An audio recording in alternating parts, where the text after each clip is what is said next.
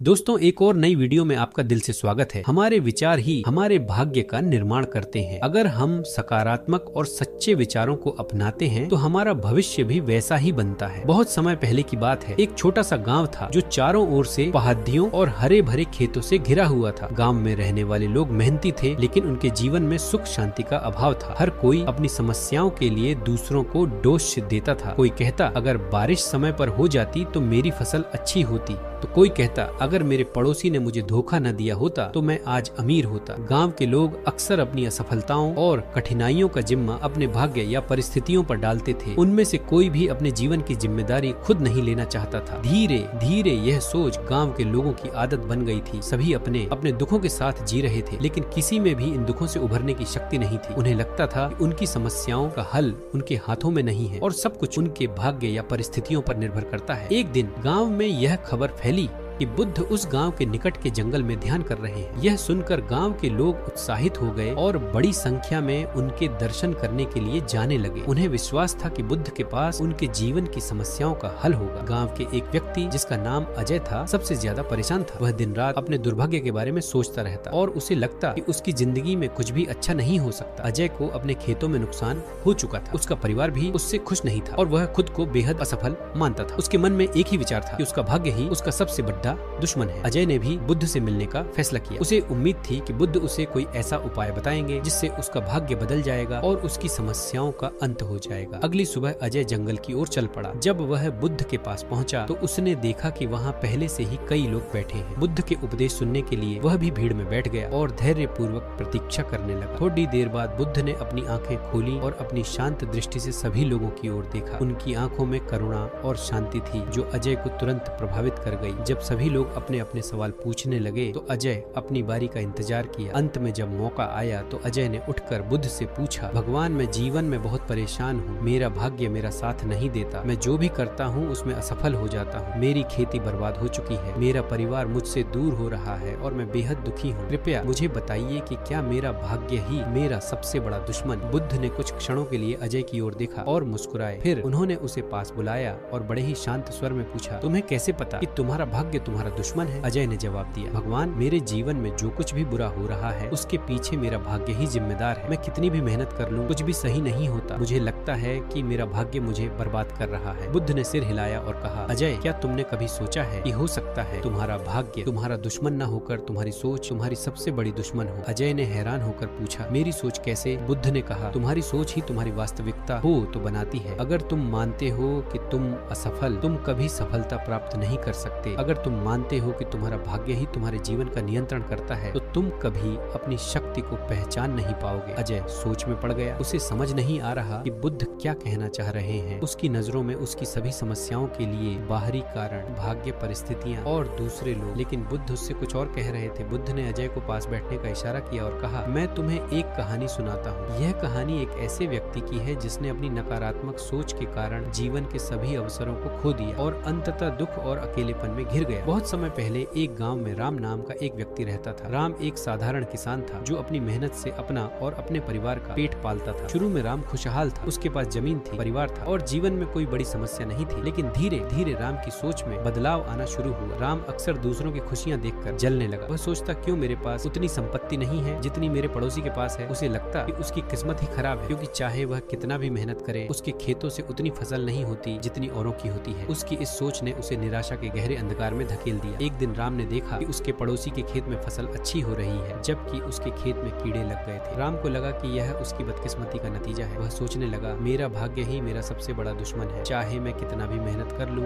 मैं कभी सफल नहीं हो सकता। इस नकारात्मक सोच ने उसके मन में गहरे जड़ जमा ली। अब राम की सोच पूरी तरह से बदल चुकी थी। हर सुबह वह उठते ही यही सोचता, आज भी कुछ बुरा होगा, मेरी किस्मत ही खराब है, मैं कभी सफल नहीं हो सकता। इस सोच का असर उसकी जिंदगी के हर पहलू पर पड़ने लगा। एक बार राम अपने खेत में काम कर रहा था, तभी उसे एक छोटी सी समस्या का सामना करना पड़ा। उसकी बैलगाड़ी का पहिया अचानक अचानक टूट गया। यह समस्या बहुत बड़ी नहीं थी, लेकिन राम की नकारात्मक सोच इसे पहाड़ बना दिया। उसने सोचा, यह मेरा दुर्भाग्य है, मेरी गाड़ी टूट गई, अब मैं समय पर फसल को बाजार नहीं पहुंचा पाऊंगा, मेरी सारी मेहनत बेकार हो जाएगी। राम ने तुरंत गाड़ी को ठीक कराने के बारे में न सोचा, इसके बजाय वह बैठकर अपने दुर्भाग्य को कोसने लगा। मेरा जीवन कभी ठीक नहीं हो, प्रयास करूं, चीजें कभी सकता मैं कितना सही नहीं होंगी। राम की यह आदत बन गई थी कि वह छोटी छोटी समस्याओं को बड़ी बनाकर देखता। जब भी कुछ गलत होता, वह उसे अपने पूरे जीवन की असफलता से जोड़ देता। उसकी सोच ऐसी हो गई थी कि वह हर घटना को अपने भाग्य की विफलता मानने लगा। राम की नकारात्मक सोच का असर उसके परिवार और दोस्तों पर भी पड़ने लगा। उसका स्वभाव चिड़चिड़ा हो गया था। वह हमेशा परेशान और निराश रहता था। जब भी उसकी पत्नी या बच्चे उससे कुछ कहने आते, वह उन्हें डांट देता। तुम लोग क्या समझते हो, मेरी जिंदगी में कभी कुछ अच्छा नहीं हो सकता, सब कुछ बेकार है। उसकी नकारात्मकता ने उसके का माहौल भी खराब कर दिया। उसका परिवार उससे दूर रहने लगा, क्योंकि वह हमेशा उसकी शिकायतें सुनकर थक चुके थे। उसके दोस्त भी उसे कतरा लगे, क्योंकि राम के साथ समय बिताने का मतलब था निराशाजनक बातें सुनना। धीरे धीरे राम ने अपने जीवन के सभी महत्वपूर्ण संबंध खो दिए। राम के जीवन में कई ऐसे मौके आए जब वह अपनी स्थिति को बदल सकता था। एक दिन गांव के एक व्यापारी ने राम से कहा, तुम्हारे पास अच्छी जमीन है, अगर तुम थोड़ी और मेहनत करो और नई खेती तकनीकें सीखो तो तुम बहुत अच्छा कर सकते हो, मैं तुम्हारी मदद करूंगा। लेकिन राम ने तुरंत मना कर दिया। उसने सोचा, मेरे लिए मेहनत का कोई फायदा नहीं है, मेरी किस्मत हमेशा खराब रही है, मैं कभी सफल नहीं हो सकता। उसकी नकारात्मक सोच ने उसे उस अवसर से भी वंचित कर दिया जो शायद उसके जीवन को बदल सकता था। राम के जीवन में ऐसे कई अवसर आए, लेकिन हर बार उसकी नकारात्मक सोच उसे आगे बढ़ने से रोक देती थी। वह हमेशा यही सोचता कि उसके साथ कुछ भी अच्छा नहीं हो सकता। उसकी सोच ने उसे इतना जकड़ लिया था कि वह अपनी ही संभावनाओं को खत्म करने लगा था। समय के साथ राम की नकारात्मक सोच ने उसे पूरी तरह से घेर लिया। उसकी फसलें बर्बाद हो गई, उसका परिवार उससे दूर हो गया और उसके दोस्त भी अब उसके पास नहीं आते थे। अब राम अकेला और निराश था। वह हर दिन अपने जीवन को कोसता और अपने भाग्य को दोष देता। राम की सेहत भी लगी। उसकी नकारात्मक सोच ने उसके मन और शरीर दोनों पर गहरा असर डाला। वह हमेशा थका हुआ महसूस करता और उसे कोई ऊर्जा नहीं होती थी। कुछ करने की नकारात्मकता ने उसके जीवन को पूरी तरह से अंधकारमय बना दिया। अब उसके पास कुछ भी नहीं बचा था, न खुशी, न परिवार, न दोस्त और न ही स्वास्थ्य। कहानी सुनाने के बाद बुद्ध ने सभी शिष्यों और गांव वालों की ओर देखा। उन्होंने कहा, राम की कहानी से हमें यह सीख मिलती है कि हमारी सोच हमारी वास्तविकता को आकार देती है। राम की नकारात्मक सोच ने उसे वह सब कुछ खोने पर मजबूर कर दिया जो वह हासिल कर सकता था। बुद्ध ने समझाया कि जब हम नकारात्मक सोचते हैं तो हम अनजाने में अपने जीवन में और भी अधिक कठिनाइयां खींचते हैं। जैसे राम ने हर छोटी समस्या को अपने जीवन की असफलता जो दह दिया, वैसे ही हम भी अपनी सोच के जाल फंस जाते हैं। हम जो सोचते हैं वही हमारा जीवन बन जाता है। अगर हम सोचते हैं कि हम असफल हैं तो हम कभी सफलता नहीं प्राप्त कर सकते। बुद्ध ने कहा, नकारात्मक सोच हमें उन अवसरों से भी दूर कर देती है जो हमारे जीवन को बदल सकते हैं। अगर राम ने अपने जीवन में अवसरों को पहचाना होता और अपनी नकारात्मक सोच को पीछे छोड़ दिया होता तो वह जीवन में बहुत कुछ हासिल कर सकता था। लेकिन उसकी सोच ने उसे इतना कमजोर कर दिया कि वह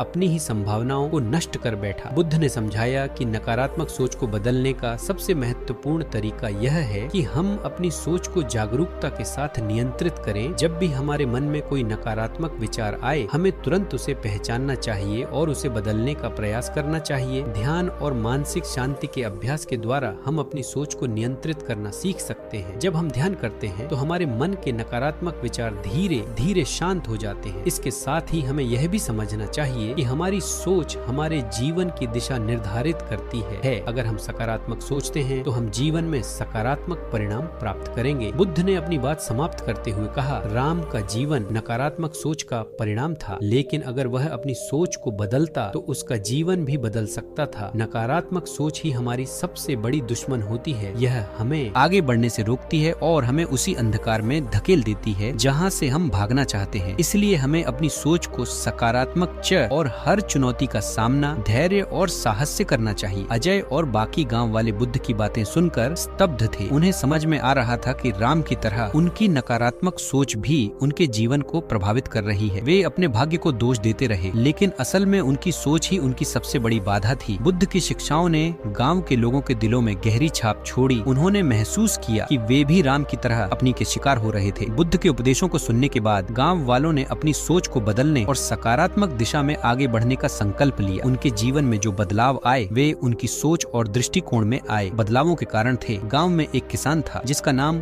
मोहन था। मोहन की फसलें अक्सर खराब हो जाती थी और वह हर बार इसके लिए मौसम को दोष देता था। जब भी बारिश कम होती या समय पर नहीं होती, मोहन को लगता कि उसकी किस्मत खराब है। उसकी की सोच थी कि चाहे वह कितनी भी मेहनत कर ले, मौसम हमेशा उसकी मेहनत को बर्बाद कर देगा। लेकिन बुद्ध के उपदेश सुनने के बाद मोहन की सोच में बदलाव आना शुरू हुआ। उसने समझा कि मौसम को दोष देना उसका समाधान नहीं है। बुद्ध ने उसे यह सिखाया था कि उसकी मेहनत और सोच ही उसके जीवन को बदल सकती है। उसने सोचा, अगर मैं सिर्फ मौसम पर निर्भर रहूंगा तो मैं कभी सफल नहीं हो पाऊंगा। मुझे अपने काम में सुधार करना होगा और अपनी मेहनत पर ध्यान देना होगा। मोहन ने खेती की नई तकनीकें सीखनी शुरू की। उसने अपनी जमीन को बेहतर तरीके से तैयार किया, नई फसलों का प्रयोग किया और जल संग्रहण की तकनीकों का इस्तेमाल किया, ताकि अगर बारिश कम भी हो तो भी उसकी फसलें बर्बाद ना हो। धीरे धीरे उसकी मेहनत का फल दिखने लगा। उसकी फसलें अब पहले से कहीं ज्यादा अच्छी होने लगी और उसे मौसम की कमियों का डर नहीं रहा। मोहन अब महसूस किया कि उसकी सफलता उसके भाग्य या मौसम पर निर्भर नहीं है, बल्कि उसकी मेहनत और सोच पर आधारित है। उसकी सोच का सकारात्मक बदलाव उसके जीवन भी स्पष्ट रूप से दिखाई देने लगा था। वह अब न केवल खुशहाल था, बल्कि गांव के अन्य किसानों के लिए प्रेरणा भी बन गया था। गांव में एक व्यापारी भी था जिसका नाम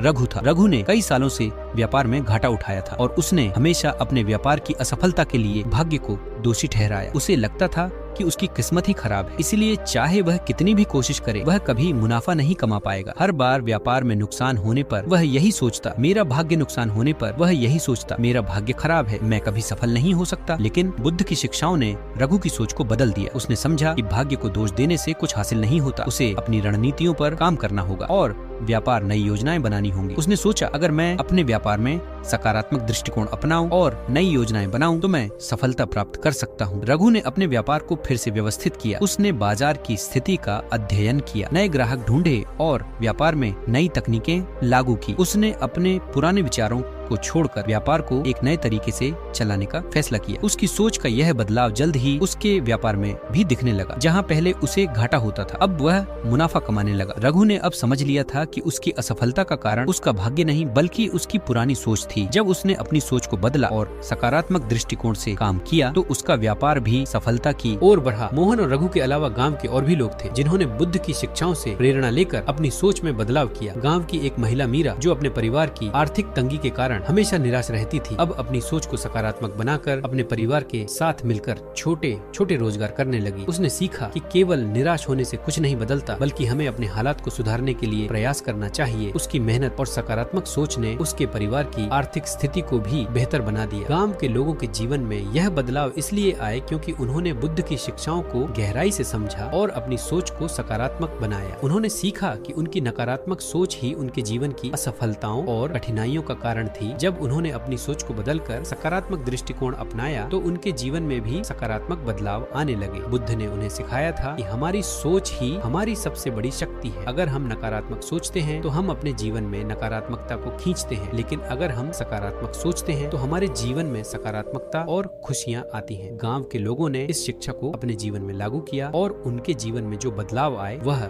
उनकी सकारात्मक सोच का परिणाम थे। इस प्रकार यह साबित हो गया कि हमारी सोच ही हमारी वास्तविकता को आकार देती है। अगर हम अपने विचारों को नियंत्रित करना और सकारात्मक बनाना सीख जाते हैं तो हम अपने जीवन को भी बेहतर बना सकते हैं। बुद्ध ने जीवन को भी बेहतर बना सकते हैं। बुद्ध ने अपने उपदेश को समाप्त करते हुए अंत में कहा, जीवन में चाहे कितनी भी चुनौतियां आए, चाहे परिस्थितियां कितनी भी प्रतिकूल हो, हमारी सोच ही वह हथियार है जिससे हम हर मुश्किल का सामना कर सकते हैं। अगर हमारी सोच सकारात्मक और सशक्त है तो हम हर संकट को पार कर सकते हैं, लेकिन अगर हमारी सोच नकारात्मक है तो वह हमारी सबसे बड़ी दुश्मन बन जाती है। दोस्तों, उम्मीद करता हूँ कि यह कहानी आप लोगों को अच्छी लगी होगी। कमेंट कर बताना कि कहानी कैसी लगी और प्यारा सा एक लाइक कर देना। वह चैनल को सब्सक्राइब जरूर कर लेना। नोटिफिकेशन बिल को जरूर दबा लेना कि एक और नई वीडियो आने के बाद आप लोगों के पास नोटिफिकेशन पहुंच जाए। और मिलते हैं एक और नई वीडियो में, तब तक के लिए दिल से धन्यवाद।